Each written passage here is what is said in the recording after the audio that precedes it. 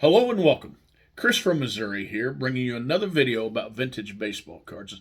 In this video, I'm going to show you a few cards toward the end, but I've been wanting to do this video for a while, and I just can't get it right. See, I don't edit my videos, but if I get started on it and I say something stupid in the beginning, then I'll stop and erase and try again.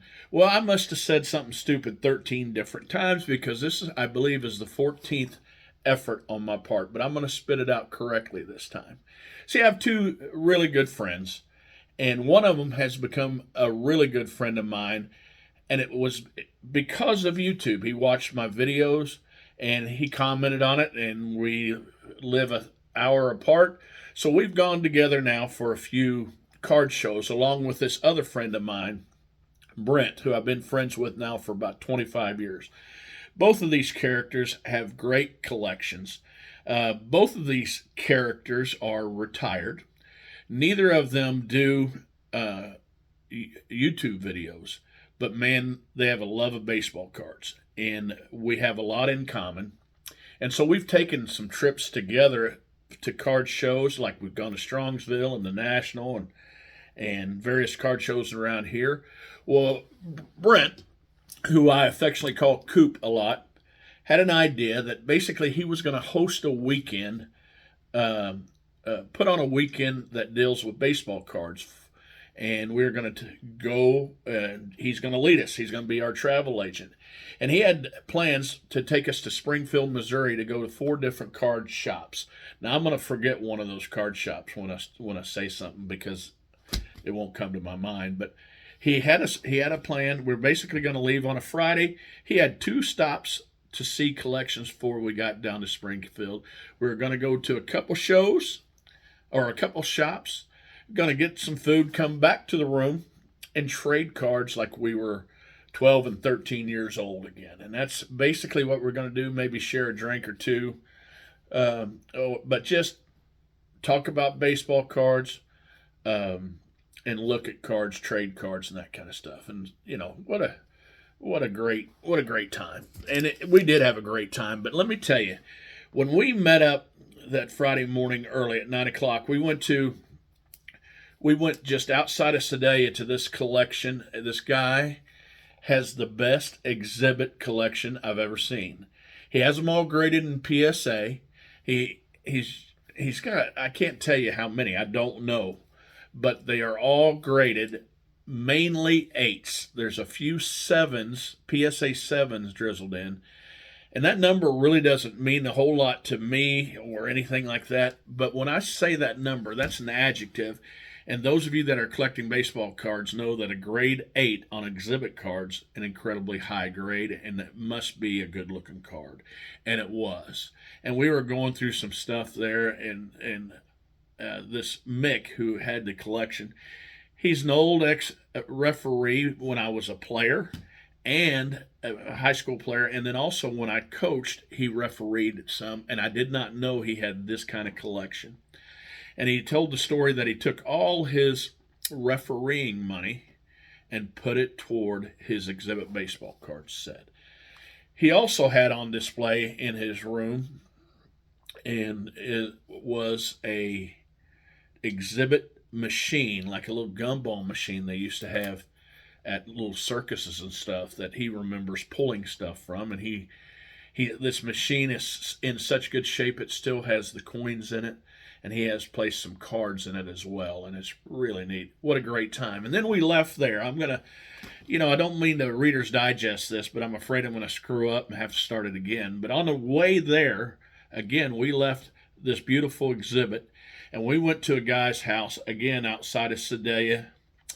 We, out in the middle of nowhere, to see what Brent had claimed to be the 4th best master set of Mickey Mantle cards on the PSA set registry. So we walked downstairs, and he opened his door, and it was a bank door into this room. Big room with a bank vault. The concrete around it was over 10 inches thick. He didn't want anybody taking his cards. And when I walked in there, I was impressed. And we spent a lot of time getting educated on various stuff that we'd never seen before, this part of the mastery set. He had your typical cards, the 51s through through 69 regular everyday cards. They're in incredible shape, good stuff. But he had everything else that you could think of. So I messaged Dave, Blue Jacket 66, to see what I should ask this guy if he had. And I called Orlando. And this guy watches our channel. His name is Matt. And what a collection. And Matt did not mind me calling our friend Orlando a collector's dream, who's an incredible mantle collector as well. And I said, Orlando, I got you on speakerphone. Give me 5 cards that this guy's not going to have in his set. And Orlando said, okay, Tip Top Bread. And the guy pulls out a Tip Top Bread, and I think it was one of the highest graded Tip Top Bread there is. Then there was something else. Orlando named 5 cards, and this guy, he put out 5 different cards that Orlando said. Very incredible. Matt is a great guy. Saw him again about a week later. He came to a card show and visited with us, and hope it made me a good friend with Matt. But we didn't want to leave there. I mean, I could have stayed there all day and looked at cards, and it was very impressive. And I don't know how Matt could have been such a humble guy as well, because I wouldn't. It'd been hard for me too, because I'd have been, I got this, but man, what good stuff.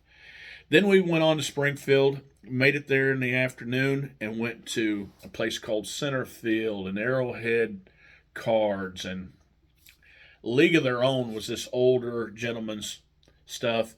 I liked it, but all he had was singles, and it was old singles in boxes. And so it was like stepping in the past into a guy setting up at a flea market or an antique shop and just being able to go through his cards. But we picked up some cards, and I'm going to turn this around. Well, first of all, let me finish this up. It started getting late on us. Brent bought some cards. Tom bought some cards, and I bought some cards, but not a ton of cards. That if they were there, we were going to find them. But we did run into some vintage stuff at some shops. Not a ton, but it was fun looking for baseball cards with two of my what I consider my best friends. We went on back to hotel room. We got out cards. We traded. We had a great time making fun of each other. Coop is a ninja sleeper. He's the quietest person to get up in the morning.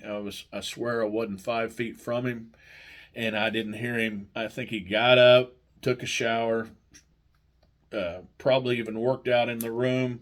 I don't know. He just didn't make a sound, but what a good time.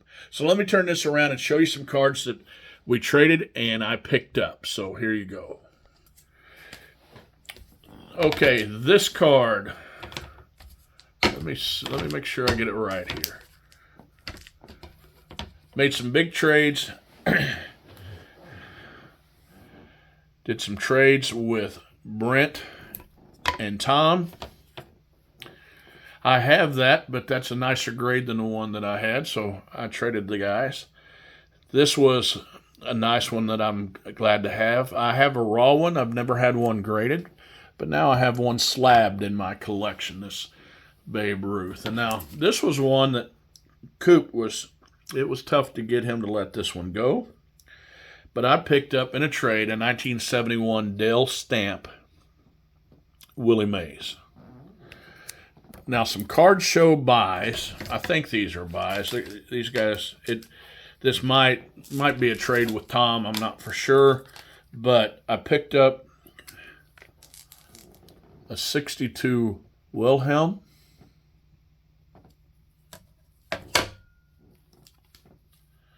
a 54 Bowman Bob Lemon, and a T206 Joe Tinker.